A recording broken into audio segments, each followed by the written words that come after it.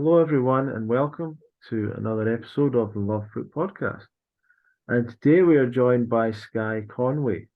Let me tell you a little bit about our guest today. After being sick for 32 years of her life, she tapped into and discovered the raw foods diet. And this led to a massive transformation in all areas of her life. And she now shares the raw vegan journey that she's been on with many others on her Instagram. I believe it might be Roar Skye or Skye Conway if you search for that. Skye, is there anything else you'd like to say about yourself as an introduction?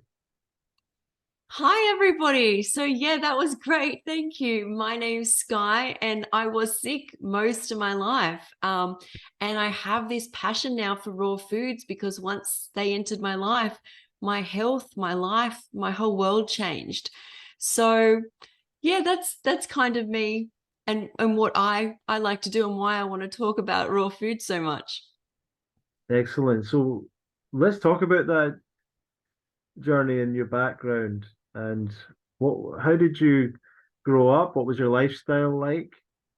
Sure. So growing up, I was sick a lot of the time. I was sick from about the age of 8 with many different diagnoses and problems going on, from viruses to chronic pain, chronic fatigue, congenital disease, hormonal problems. It was like a constant. But in our household, we ate um, pretty healthy. I mean, once you discover that what I feel healthy is, Yeah. I've changed my mind on that. But in Australia, we eat a lot of, like, I guess, salads, vegetables. We'd have a meat dish at dinner, sandwich for lunch. Mhm. Breakfast was some sort of cereal. It wasn't a heavily processed diet.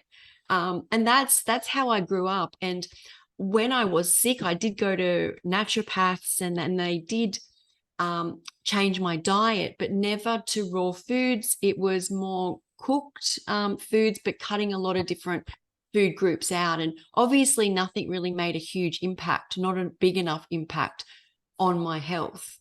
Um, so yeah, I grew up that sort of way. And towards the end, before I found the raw foods, I was vegan and I'd also was paleo, and neither of those made a huge impact. In fact, When I got sick on both. when did the health issues start? When I was 8, I contracted chickenpox, and it was just a normal dose, like a normal chickenpox. I'd been healthy as a child before this. And then when I went to go back to school, I couldn't get through a week of school. I would have to come home um, by Friday. And then after a few months, I'd be getting home by Thursday. And after a couple of years, I would only get to Tuesday. And the doctors, I had massive glands swelling out here. The doctors didn't know what was wrong. I was told it was glandular fever, chronic fatigue. Um, and I guess maybe looking back, they would say Epstein-Barr. But in the end, I went to an ear, nose, and throat specialist after about 2 years of this going on.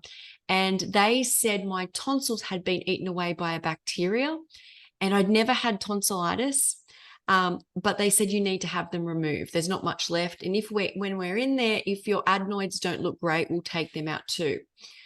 So I went and had this done, and progressively over about 6 months after this time, I started to improve to a point where I was what you'd call a normal child again, a healthy Mhm. child again. And that went on for about 4 years. Though there's still, when I look back, things that went on in my life that I wouldn't consider normal. Like I had growing pains so bad that my leg was put in a cast. I got a pinched nerve in my neck for like 6 weeks with a neck brace, but relatively, I was well for that period of time. Mhm. And at, at what point did you start to go towards diet and lifestyle? I mean, Sure. I assume there might have been other things you tried before that. Sure. So because I was what I would call well, diet didn't even come into it. I mean, even at school or any doctor, diet wasn't to do with any of my problems. So I was told and believed. When I was 16 and 17, I went into chronic pain. This is where I found out years later I had a congenital disease in my pelvis and back. I had many surgeries for it. And around this time, I was trying diet just with naturopaths. Like they were saying, cut this out, take this out. But as I said, nothing made an impact, a big enough impact. I was still just desperate for some sort of miracle answer. I was in a lot of pain. Like I could hardly go to school. From here, they found the disease, took out the disease. It was like a second piece of uterus that they took out. And they hadn't seen this happen before. And I was pain-free then for about 3 years. But when I say pain-free, during that time when the pain came back, I ended up having a perforated ulcer. I lost my stomach, my duodenum, more of my intestines. Came through that. What happened after that? Then after that, my pain came back. I had full-time carers, couldn't work, was on massive doses of pain medications. Like I think every pain medication there was. I was on ketamine, pethidine. When I went to hospital, I was on those too. I was on fentanyl, OxyContin, oxycodone, Valium, stimulants, antidepressants, hormones, stomach medications. And this is about the age of 30. Wow. And at this point, the surgeons discovered they'd put me in a chemical menopause, and they discovered my pain subsided. But by this stage, I'm not I can just make it to the toilet. That's it. So I said, I want a hysterectomy. I can't do more chemicals. I can't do a drug for the rest of until I'm 50, until I go into menopause. So they did that. And I felt better again. So because this chemical menopause took away my pain, I had a lot going on still, but the idea was once that went, I was going to heal. Once I had the hysterectomy, I went through menopause, and that was horrible. The pain had gone, but I was very ill. And as I came off all these pain meds, it was like my body was shutting down. I was, you have withdrawals, even a slight reduction.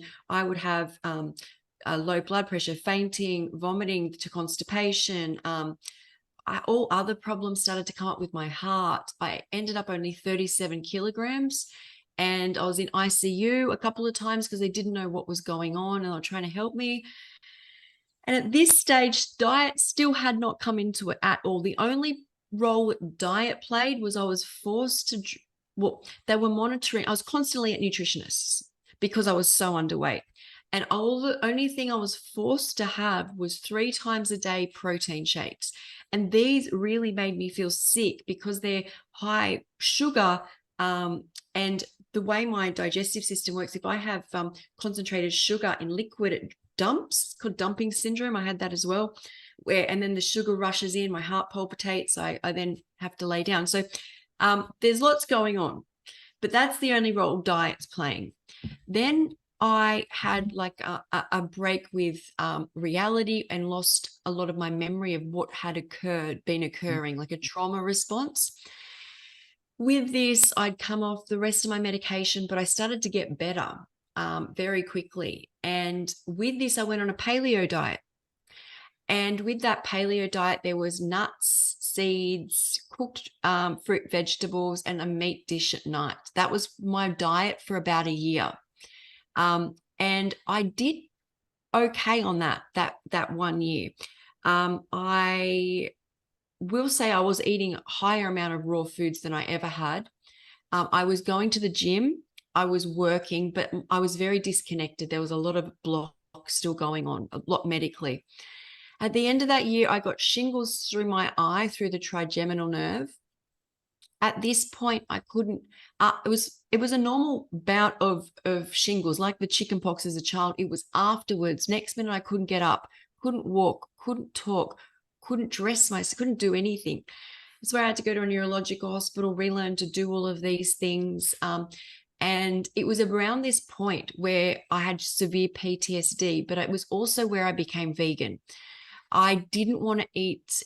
It felt like this sort of awakening going on ever since I kind of lost my memory or couldn't remember a lot of what had happened. It was like I had to really rediscover myself. And there was a big calling not to eat anything that had a face, that you don't eat no one would eat my child or one of my limbs. Why should I eat something else's? These were all questions that I started to feel really conscious about.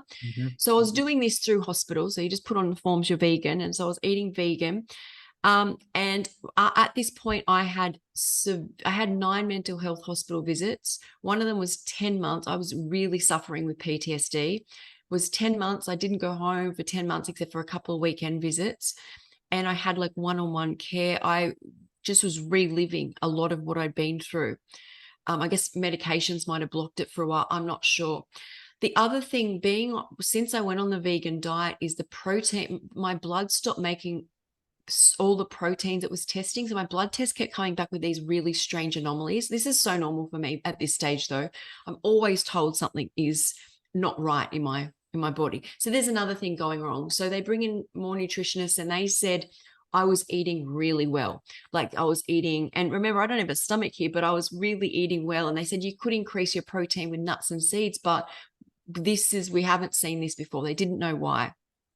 Anyway, I come out of this and I get home and I am eating a vegan diet, but I start drinking to cope with this PTSD. And within a couple of months, I end up with liver problems, rushed to hospital again, and I'm in there for a couple of weeks with all these infusions. I come out of this and mum and dad say to me, you need to live on your own. We can't care for you anymore. This is all too much for us. So when I lived by myself, it was during COVID, I'd have just fruit and vegetables delivered. It was easier to eat just fruits or salad. If I cooked something, it was very basic. It was like dry roasted pumpkin or steamed cauliflower. It was very, very simple.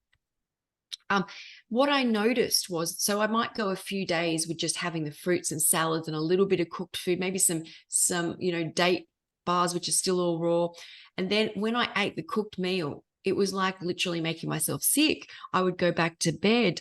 I would not be able to do anything. My heart was racing. I felt horrible. And I'm like, what is going on? Like, it was so heavy. The way to say it's like putting like something real. And anyway, I was still not able to really get well. And when I would eat the salads and fruits, I was like, wow, I can hang the washing out.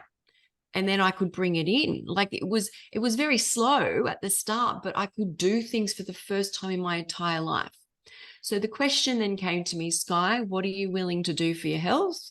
And my answer to myself was anything. I'd been through like so much. To eat raw foods was not going to be a big challenge after all I'd been through. So I had at this stage was still not able to really read or write or concentrate for big periods. So I couldn't read what I was doing, any scientific data. All I could do was kind of get online and see on Instagram that there were vegans called raw vegans, and they made these beautiful big fruit platters or these beautiful, salads, and they were brightly colored. And I was like, right, I can do this. So that is where the food element of it came in. I just simply discovered that I felt a lot better. Look, it was like night and day when I ate raw foods. And if I ate even just simple cooked foods, I couldn't make improvements. Do you think a lot of the medical interventions made your situation worse rather than better?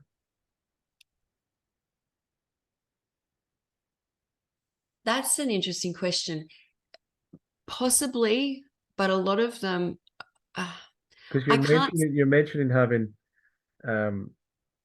did you say you don't have a stomach? Is that what you Yes, and a yeah, duodenum? yeah. That was emergency surgery though. So I had a perforated ulcer in the duodenum that had bled out, and they went in. I've got a scar all the way down here. They tried to cauterize it twice, and then it burst again. So they had to remove different areas. I will say that I was so desperate when any medical intervention was done, and I believe they thought they were doing the right thing. They probably still do. They probably do it to people that I don't know whether I could have survived mentally without some of the relief I got from the medical professionals. What about the stomach? You say you don't have a stomach? Yes. So they I got the perforated ulcer, it all rotted in the duodenum. So most people have a stomach that digests this way. They took mine out. There was a sliver left of it, but it's now just all one piece. They took out the next level, which is the duodenum, and they took out more of the intestine. So when I eat, it's like one big esophagus type thing a tube that goes all the way down and then dumps straight into the intestines. Wow.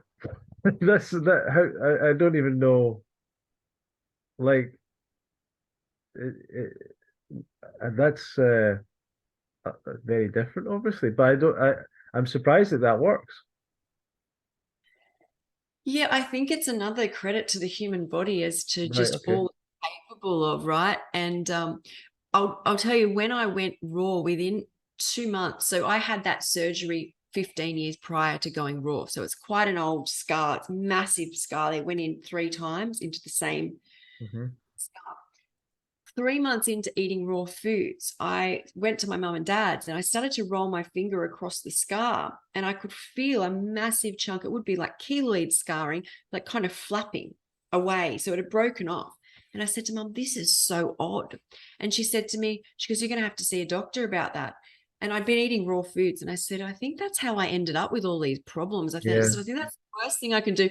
But I think what happened is when I went on this diet, and I hear a lot of like a lot heals can heal very quickly, especially at the start, like a lot of old things which can just Hmm. be away type thing. So I think like it was interesting that had been there for so long, but within just raw foods for a couple of months, massive chunks of scar. So now that Wow. scar is wide, it's like a tiny, tiny line. So all the mass underneath has come away. Up the top, it's still there, but it's amazing. Wow. Wow. I Yeah. mean, it's such a traumatic story. I mean, how how was all that triggered, do you think? What was the very first moment of that? Maybe I didn't catch it, but it was the ulcer, that was the thing that started the whole process of your health downfall. No, it was the chicken pox. Oh, wow. So it was a couple things actually. So I had chicken pox at the age of 8. And that was just normal chicken pox. But afterwards, it was like this chronic fatigue response in the body that never left, like chronic tiredness. My glands are out like this. And that was when they removed the tonsils, and that relieved something. And I was better, but I was never like I was beforehand. The other thing that occurred to me, which I was born with, was a congenital disease called endostomatosis, which essentially they hadn't seen before, but it was just a second piece of uterus which had lodged itself on a ligament and then kind of grown. But what that meant is when I was 8, when this chickenpox thing happened, is this is where our bodies, when we're young, prepare for puberty. So we build, Yeah. you're getting the hormones already. And if your body has 2 sex organs there, your mapping is for excess estrogen, and that is a pain, it's an acid. So basically what they're kind of saying is, from that age, this is why this all happened around here. Then Okay. I had an interview recently with somebody who said there's a small percentage of people who get chicken pox, and there's some link to hormones with a problem they never recover from it. She did a study, she's a naturopath, and she did her thesis on it. So it's all lots going on. And you lived with pain for a long time, I believe. Is that what you were saying? Like the pain I was in was pelvic, so it was gynecological pain, back pain. It ended up through my face, my fingers, my hands, the Wow. back of my legs, um, and my GI tract as well. But I had some biofeedback done by a neurologist and a gynecologist, that they use these machines for women giving birth to train them to learn how to lower the pain level. So they put this machine on, and then you're supposed to relax and the reading will drop and you train yourself. So they put this machine on me, and they couldn't get a start point because the pain in my body was so loud. And at this time, I wasn't even 20. That's crazy. How how Yeah. how long did you live with that? Till I was 30 was that pain. So once I was 30 and I had the hysterectomy, what I call my pain, that nerve pain, pelvic gynecological pain, that left at 30. But I was on 500 milligrams in the morning of OxyContin, 500 milligrams at night, 60 milligrams of breakthrough 4 times a day of oxycodone. I was on a fentanyl patch of 170, Valium, antidepressants, stimulants, went into hospital on ketamine. I'd have pethidine, Botox, local anesthetics. So that was then the next hurdle of what I Mhm. had to overcome.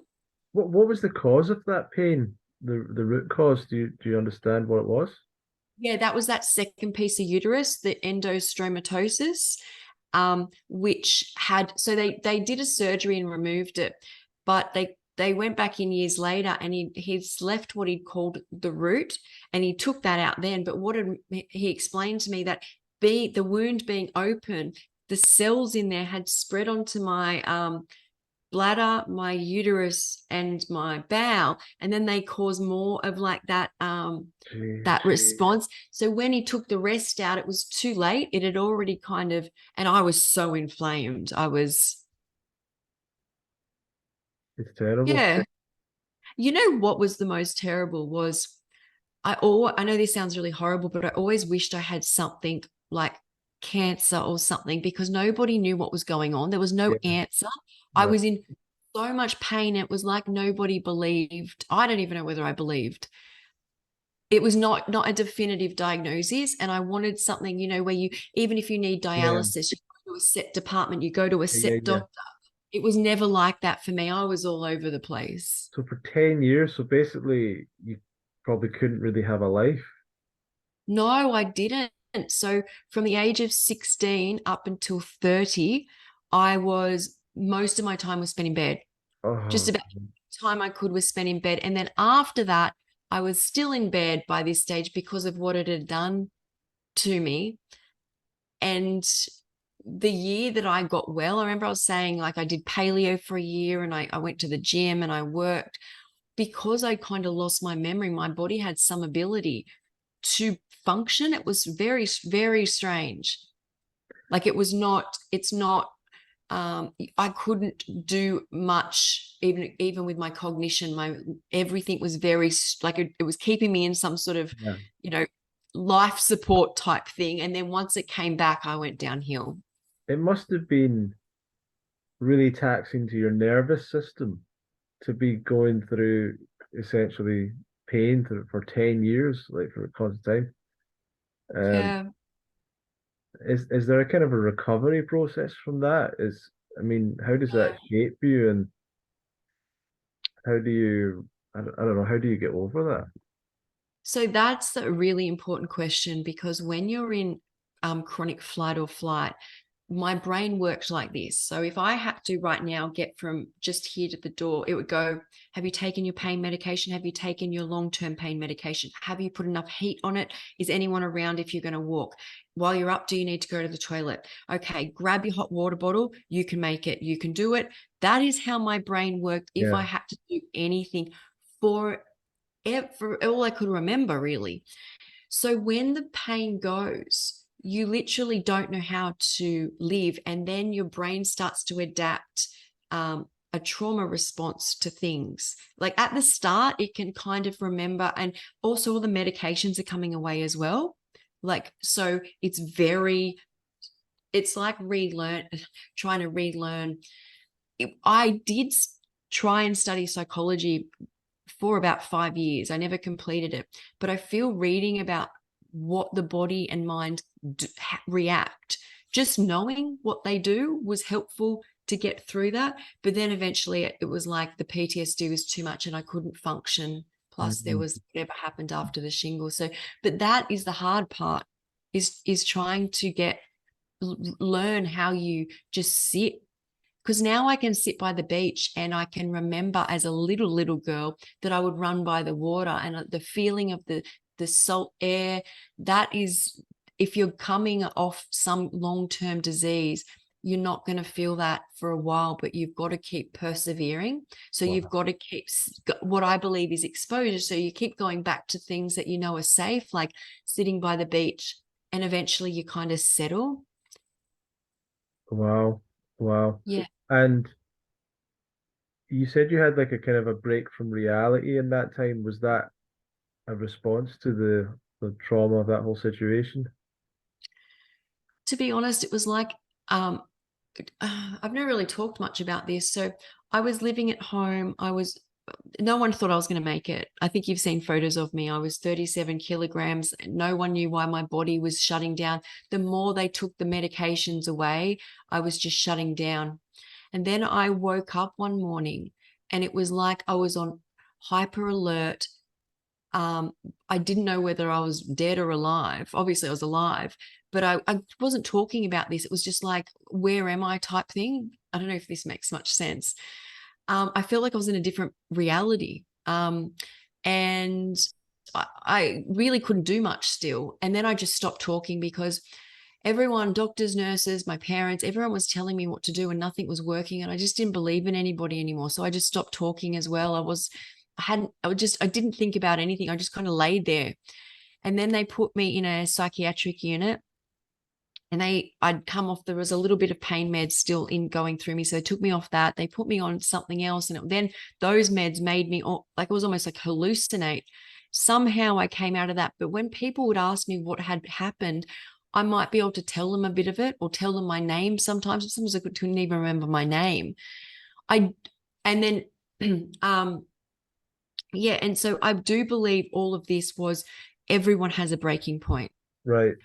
And that was mine. But I also see it as some sort of awakening. Like from that point, it's like I couldn't do harm to my body anymore. Like even when I tried, I might need a medication for a little bit, but it would be so loud that this was not right.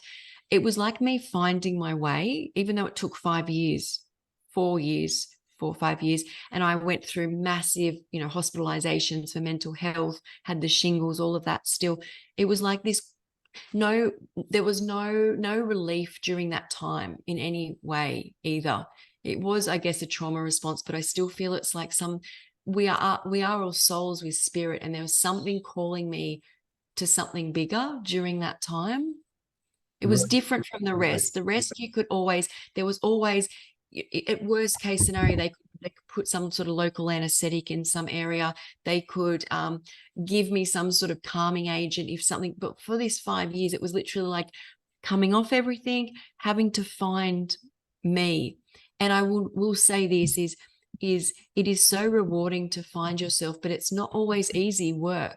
But it's you've got to know that's what you're doing, I guess. Yeah. So that being on so much pain medication for so long, is that,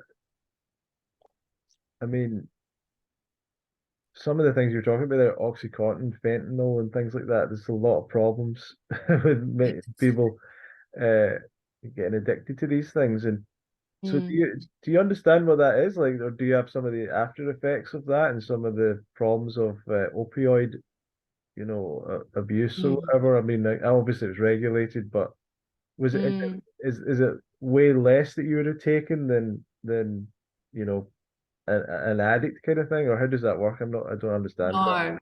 No, the amounts I was taking were, so if you break your leg and you go to a hospital, or you wake up from surgery, they will give you 5 milligrams of like what we call, or maybe 10, maybe up to 40 after you first come out, right? Of something called oxycodone, right? I was taking 500 milligrams in the morning, 500 at night. And every time I went into pain during the day, I was taking 60. Then that wasn't even the fentanyl. Then we move across to fentanyl. I was on at the same time on a patch of 170 milligrams. Now they don't give fentanyl that much, and the dosage wouldn't be the same because it's a patch. I can only talk in the endone terms. The amounts I was taking was so massive, but the pain I was in was so massive that it wasn't Mhm. touching it. So, but once the pain went, that's why I think I got so sick, because my body, how that made me feel. And that's why I had to come off it. And it was making me sick every time I dropped off it. but how I felt on it was so horrible once the pain had gone. But my doctors, and I had a lot of doctors, said that they believed once my pain went, I would go off it, because I never went on it to numb emotional pain. It was always some physical pain, but it doesn't make it any easier coming off it. What I have been through, like when I think back to when you grow up and you hear horror stories, you can't imagine getting through them. But then when I walked through, especially some of the moments of my life, I think of the strength I needed at the time to get through. That's what you've got to just know, that there's something there, something great inside of you. You're worth coming off it for. So when you did the hysterectomy, is that when the pain pretty much went away entirely? Yes. Yes. So I had that at 30. So just before my 30th birthday, they tried chemical menopause, and that had a whole lot of side effects. But my pain, as I knew it, that pain that had then spread up through the entire left side, went. I still felt sick, withdrawn. I still had spasms, but this nerve pain that was all through me went. And I said, I can't stay on this drug. And I just I'd had a lot of surgery down there. Like most of my surgery had been around this pelvic area to try and relieve a lot of pain. I said, just take it out. And it took them a long time to decide that, because I was under 30. It took you need 5 surgeons to sign off on that. And I wasn't dying in their eyes. So I feel like I was. So they did it, and I felt even better than I did on the chemicals. The menopause after that, being so young and having such high levels of estrogen as well because of what had been going on.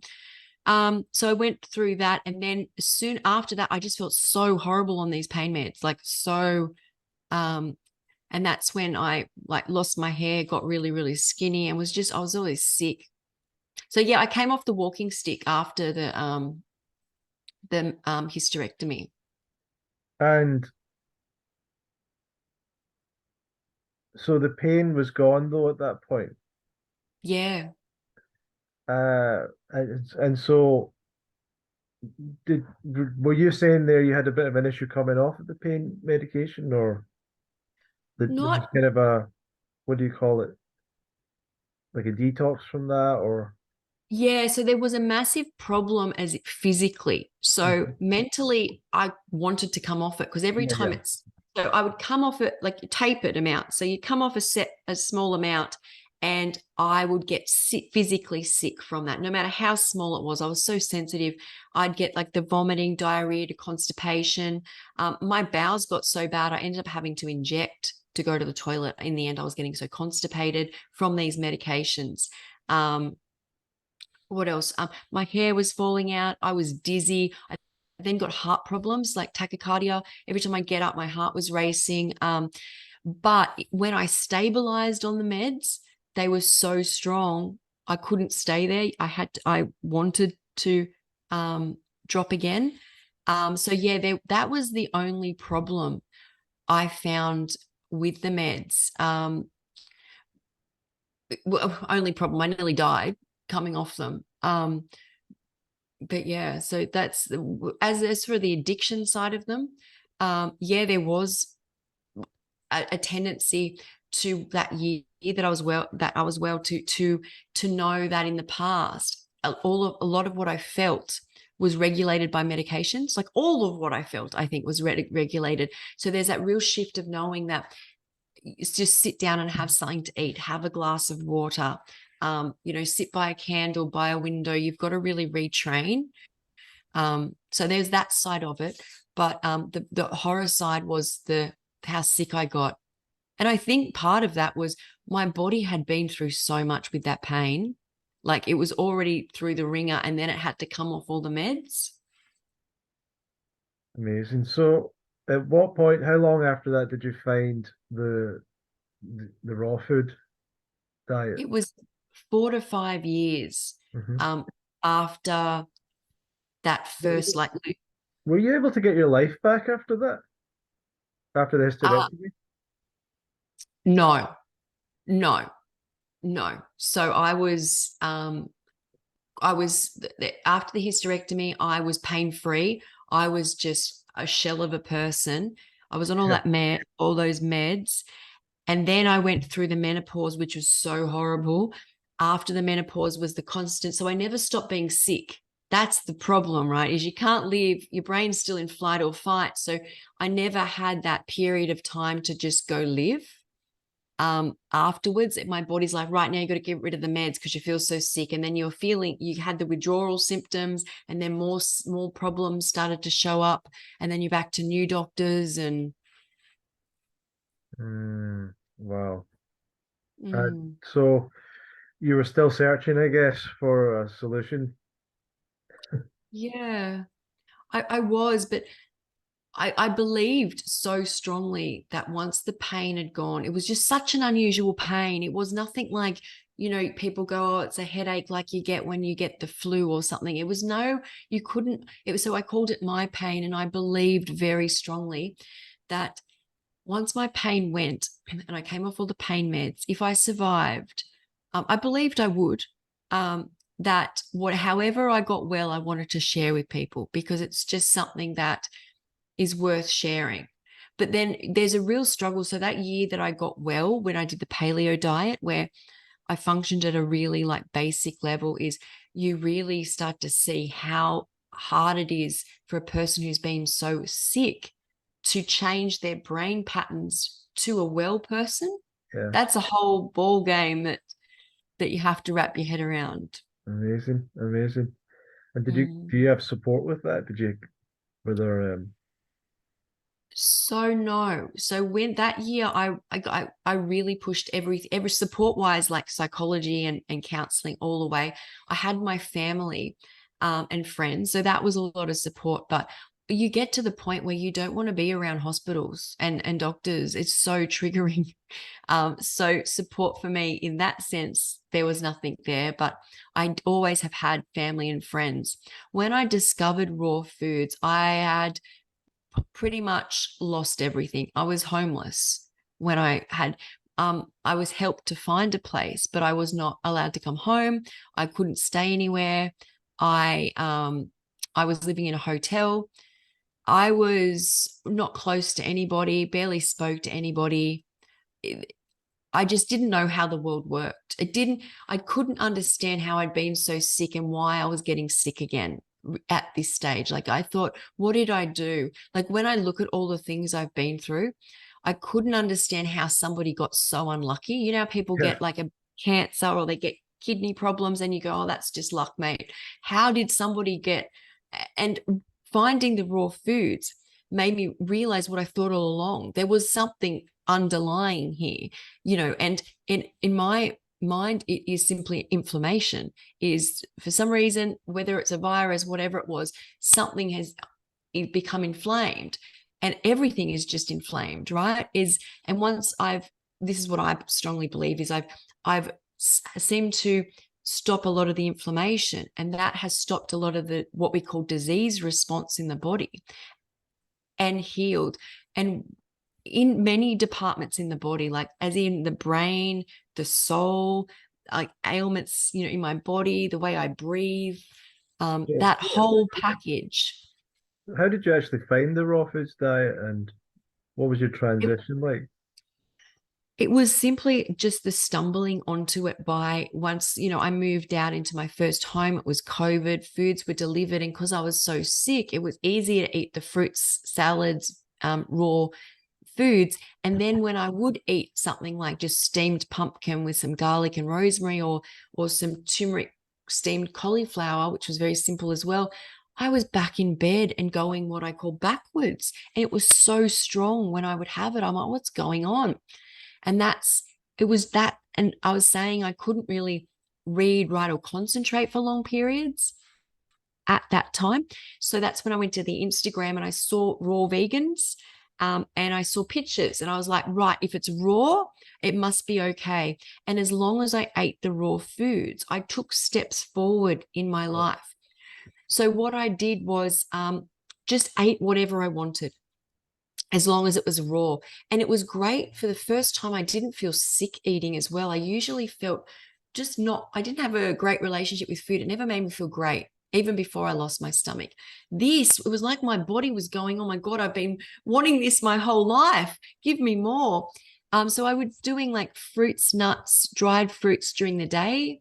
And then in the afternoon, I do a big salad of like all my favorite flavors of like greens, cucumbers, carrots, maybe a little bit of chili, mango, lemon juice all through it, maybe some ginger. And then I was eating a lot of avocado. So at this stage, I was about 40 kilograms. I put on 12 kilos in a year. And I was eating a lot of avocado. I stopped eating nuts relatively early, but avocados were like, and bananas and dates. My diet's very different now, but at the start, these were all, I was just giving my body anything it wanted. If it told me it wanted a hamburger, it wasn't getting that. If it said I want an avocado, 2 avocados, I was like, raw, fine. That's how my brain ran that entire Sure. year. Sure. And what benefits did you see from the raw diet? Oh my gosh. So first of all, I could do things, my energy, my PTSD subsided, my tachycardia calmed down. Like I couldn't walk 200 meters without my heart being at like 177. It just started to calm. I could sit without getting, I could sit on the grass. I could get outside. I used to get rashes and irritations. They had stopped. My hair started growing very quickly instead of it just dropping out every time I put like a comb to it. I felt beautiful in my body. So under the water, it stopped hurting. Like I usually was so used to, for probably most of my life, getting into things and being hypersensitive. That stopped. I also cut chemicals out at this time. I very much noticed while I did this that things like laundry detergents were becoming very strong. I'm like, whoa, I can't do that. Or dishwashing liquid, whoa. So cut all those out. That helped. So what else went? Oh, my GI. I came off my stomach medications. I came off my hormone replacement, which was like my lifeline. I had never been able to function, especially mentally, after I had the hysterectomy and went through menopause. There was a period I just couldn't get up until they gave me more estrogen. That went. Things like the scarring tissue just broke away. My eyes were wide. I could talk to people. I was happy around people. People said it was like a different person. Like it was like, who is this? Depression went, anxiety went, PTSD lowered a lot. That took still some period, but it was so dramatic how much everything changed over just about 6 weeks. Yeah, incredible, incredible. Mm. So, what is a kind of typical day for you at the moment on a with your diet? Okay, so I like to get up and I'll do some exercise, and then I'll usually have the water of 2 coconuts. And then I'll wait a little bit, and I have been doing a lot of grapes. So I will eat a fair amount of grapes, as much as I want until I'm full, or watermelon as well. So watermelon, I can tell you, is usually about half to a quarter to half is usually what I have of a watermelon. And then for lunch, I'll have heavier fruit. So at the moment, I have either bananas or persimmons or what else, papaya. And then in the afternoon, I will have a salad or a raw dish that I'll make, but I guess it's classed as, still salad type thing. So greens, cucumber, zucchini. I might have some carrots. So there might be some veggies through it as well. I like to make dressings. I also sometimes still snack on some dates. I've found that as I've gone through this, my fat need has lowered. My need for hydrating fruits. So at the start, I think it was more these dense bananas and dates and avocados, a lot of it. Now I do like the coconut water, the watermelon, the grapes, papaya. That makes me feel really great. Lower fat. I do crave greens. I will say I really crave my greens. And I like veggies, but I think that's a comforting thing as we come into winter. It's really this calling more to the fruits now, but that wasn't always like that. At the start, I was eating like nuts. I was eating sauerkraut, olives, as long as it wasn't like heat applied. Mhm. It seemed it really made a huge difference to my life. So I'm interested in how that reacts with your digestive system because a lot of people who start eating a lot of fruit, especially watermelons and stuff, they can get a thing called melon belly, right? Where you get this Yes. kind of pain. And I'm kind of interested in if you don't experience that because your digestive system is so different, or if you do experience any issues like that. Melon belly, I do, and I've worked very hard to get to the level that I'm at now. So I found, and I know people are not all for fats, but I found bananas and avocados so easy on my gut at the start, Mhm. right? I might get bloating lower down, but very easy to eat, and I felt really great having them. With back to the start is I wasn't able to eat as much as I can now. So when I'm starting out, you're eating smaller portions. So I don't think things like melon belly came into it. And I was eating a big variety. There's no food combining. I was like, oh, they have pineapple, yum. They have a bit of watermelon, bit of melon, you know. Sure. When I came further along and could read what other people were doing is I saw that having like starting off on hydration like watermelon. So I was trying to do days of watermelon. My digestive system went next level. I ended up back in bed with like stabbing pains, and it is melon belly. It starts as melon belly, but it got quite bad. I That was back last year in about November. And what I then did is gave myself a break from the watermelon. And now I'm able to do a couple times a week that much watermelon for one meal, as long as I eat it. So, what you must also know is if I drink a juice, because I don't have a stomach, like a holding tank, it drops straight into the intestine. The small intestine absorbs the sugar. And because there's not, sugar, nutrient, fiber, there's just sugar, nutrient, it goes straight in. And that gives me dumping syndrome. So I get that. So that's why I can't do watermelon like juice either, or any juice. But so yeah, I do get melon belly, but I've worked very hard to get to where I am. And then I might give it a rest for a couple of days, the watermelon, just do grapes, and then I'll come um, back to it. But as for my digestion, I found those like what I call like baby soft foods. Like I think of bananas were easy. Dates never had a problem. But once you get up to bigger levels, I try and do papayas now and grapes because they work. They work Right. really well for me. What were some of the mistakes you think you made with the raw food diet, or did you learn it pretty quickly? I like to think that my blessing with the raw foods was I didn't know what a lot of people know. So and I'll tell you why. So the people that come to me that I coach usually have been very sick and given up hope. They don't have the same problems as me, but they've been bedridden most of their lives.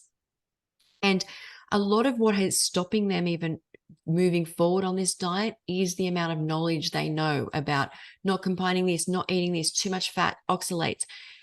Listening to them reminds me of what I was like when I used to look at the medical industry. Is I knew so much, but it probably hindered me in all sorts of different ways. When I went into this raw diet, remember, I had not really read. I lost a lot of my memory. I was like this kind of almost like just a blob, really, that could do basic things. So I didn't have that those voices coming in going, oh, don't eat too much greens, don't combine this with that. And I do believe that plays a huge part on how our body runs. You create stress in the body, even when you're eating, even with chatter, you're not going to have smooth digestion or a smooth transition into any diet. So I had none of that. All I went off was literally my feelings. So, and remember, if it was cooked or whatever, I didn't go there. But as long as my brain told me it wanted something out of what I had learnt with the raw foods, I would eat it.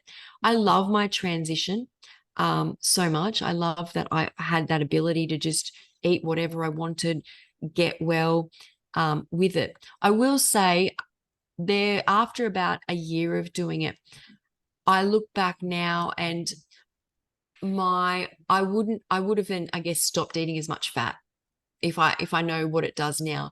But I don't think it's a bad thing that I was, I was size 10. I was a size, sorry, an Yeah, Australian 10. So I was quite small. I was only 60 kilos. Now I'm only 4 kilos lighter or something, or 3 kilos lighter. So it's just a matter of tweaking. But I enjoyed learning that. I think we can get the health benefits for me, and what I've learned with raw foods are so great. Don't get caught up in the small things, because your body does teach you. Like after watermelon hurts, you learn not to eat it. When you are a bit slower from too many fats, you're not going to be rushed to hospital. You will eventually want to taper back a bit. So I think it's a whole different ball game is how I feel with the raw food. So yeah, I like my transition. And I think I like to say to people, it's just a learning experience. and what are some of your sort of tips for people that are starting off? My tips, it depends where you're coming from. So once again, a lot of people contact me who have been very sick, and they're doing all raw, what they think is all raw, but they're like, oh, I have a bit of sweet potato and rice here. What I've learned with people who have been really sick, whatever the science is, I'm sure there's lots you could read about it, is once they go fully raw, even if they do eat too much fat, they are doing they are moving forward as well. They just never realize the jump. If you are already healthy and you've got irritable bowel, or you just want to improve your life, people seem to be okay with doing like raw till 4 or Sure. a whole foods plant-based. That's what I've just discovered myself. That's all I know. So my recommendation is, if you are very sick, however you can do it, try going raw. And if you are looking for more health, just add raw foods to a diet which is highly plant-based, is what I would suggest to people. So you have started to help others and share it with others and get out there. And can you share with us a little bit about how that happened? Sure. When I did an interview with Gillian Berry, and so like she shared my story, and then I had lots of people contacting me saying they'd given up hope. I was kind of their hope. Like they've been through not even the same story as me, not even like this, but a continual story of things going wrong and getting sicker and sicker, and they'll have a major surgery and then more things will go wrong. And they're basically bedridden. And so I started to help a couple of people, and said, I'd like to coach you. And do you want me to coach? So I coached them, and it went really well. And so that's how I started coaching. And I also started sharing my recipes on my raw website, which is rawskye.com. Just to get, I think if you can put it out there, people will start to think about it. So the people that I've helped, all of them, the biggest dramatic change is that they're moving forward now really, really well. Some of them still have a couple of things going on in their life, but their general health, you would classify them as a healthy person now. Before they were bedridden. And I think what I'm doing really helps is because of where I've come from. A person first needs the belief Mhm. in something that it will work. So that I think is the belief I plant. But then, and all of these people, the only things that were stopping them was they needed someone to believe in. But secondly, they needed somebody to believe in. Next is the foods they were eating. A lot of them thought they were eating raw. It was okay to eat cooked foods, and once you replace them, they're doing much better. So yeah, they're the things. And also, if somebody is too overeducated as well, that can kind of stop them. They're the things that I notice I'm Mhm. able to help people. Great. Yeah. And where does that name's Roar Sky come from? What does that mean? So raw being ROAR was when as I got well, I started to feel like I was roaring through life. Like I was literally just taking off. I couldn't say it was like raw as in RAW, like raw food. It was like everything, my motor was charged. Everything I did, I could Um, roar through. So that's when the name Raw Skye came up. And that's when I put my website up and put the recipes up. And yeah, with all this experience you've had, what do you think is the biggest lesson that you take from it all? love. I can't stress enough how at the end of the day, as much as the food I put in started to lower inflammation, is this voice came inside of me, and it started talking to me like I was the most beautiful, important person on this planet. And it made me realize that I'd been looking my entire life out into the world for love.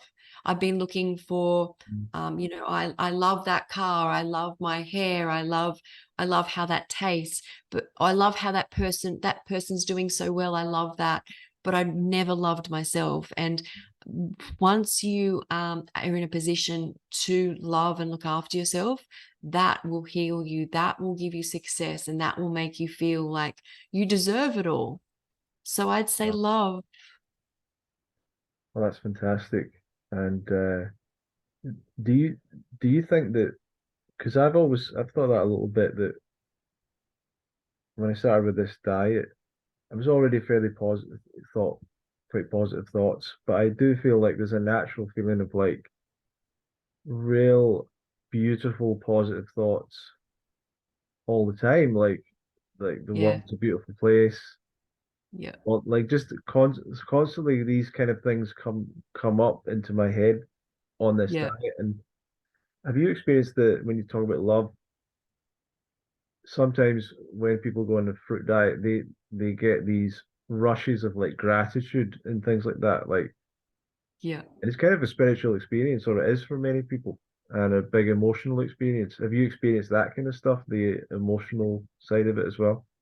Yes, that is what I feel healed my soul, spirit, and mind. Exactly what you're saying. So before, if I was eating or doing something, the voice in my head was like, can you get from there? What about your sore leg? Look in the mirror, your hair's falling out. That was the type of chatter Yeah, going yeah, on. yeah. You start to eat this food, and I noticed the sun solar powered me. The more I ate it in the sun, I felt even greater. Is I was like, this tastes lovely. The colors are beautiful. I feel good. Yeah, yeah. Um, and that became the new Skye. So Mm, you're doing it so much, you just keep putting these beautiful foods in, and that beautiful voice becomes you. So when you're around people, you're like, what a beautiful day, look how beautiful that is, and I feel great. And then I feel like that was what got me well. So it's like that power of the words, but I had to have that food. And that's exactly what it's like. It's like this massive aura of gratitude constantly. I love it. fantastic. So, how can people learn more about you, follow you, and work with you? Sure. So the best place to find me is at Raw Sky. So it's ROARSKYE.com. There I've also got like YouTube and TikTok and Instagram and Facebook and all of that. But you can find all of that at rawsky.com. And my coaching's there, there's recipes there, ebooks there. And if you have any questions, just reach out to me. There's a contact form there. Yeah. Fantastic. Is there anyone you think we should interview next, or who would you like to hear more from? I don't know. I I I do love, I don't know. I do. There's somebody I work with named Leanne who Mhm. has quite an extraordinary story. I can connect you to Leanne if you Yeah, like. that would be great. Yeah, she heard my story. She's had, yeah, been as sick as long as I have. So she's doing really well. So I'll connect you to Leanne. Great. Maybe one last thing is the, and this might apply to you in a different way, but the social side of this, friendships, connection, community, because your life's been so different in that sense, and you probably were always a little bit held back from that to some degree. How has it affected your life socially and with relationships and family and different things to be on this Sure. diet that's so different? Well, I am I'd say if this never occurred to me, I would have been a very naturally social person. I always have been, right? But you just shut down. You don't want to, you just keep, when you're that sick, you keep letting people down all the Yeah, time. So you yeah, say you're going to go to a birthday and you can't get to the birthday, and you do this like 20 times and you feel so bad. You just stop doing things. You feel it better not to do things. I always had my mum, my dad. I drifted away from my sister for a period. I ended up drifting away from my parents even towards the end. I had to find me. But once I found me, I now only let people in who bring me that same light that the fruits do, right? The fruits and vegetables make me feel like this great voice. So I only have those type of people. It is a challenge, but I feel like people know my story. So there's that learning part where I'm missing massive chunks of life. So when I'm like, I'm spending a lot of time alone, still learning. I don't find myself wanting to be around a lot of people. But look, I find everybody, when it comes to the raw community and connecting, is everyone has a journey, everyone has a story, and we all come with different parts. And that kind of, when we come together, we then form the bond that we do. So it's different, but yeah, I'm enjoying. I'm just so happy. I feel so blessed. Fantastic. Well, thank you very much for joining us today, Skye. And I encourage everyone to check you out and go to your website and your Instagram and learn more about you. Fantastic story. Thank you for telling us so much. Any last thoughts before we go? Don't stop believing is my last thought. Is all I went through is, and I didn't know what the answer would be, is I just knew that I never gave up. So even when you're in your darkest hour, hold on, because that little shimmer of light may shine through at any time. Amazing. Thank you very much. And thanks everyone for listening and watching to the Love Fruit podcast. If you want to learn more from us, you can go to fruitfest.co.uk, and we have the UK Fruitfest at the end of July. You can check that out. And we have our Fruity Fridays on a Friday night. So you can join us with that as well. But thank you very much, everyone, and we'll see you in another episode of the Love Fruit podcast.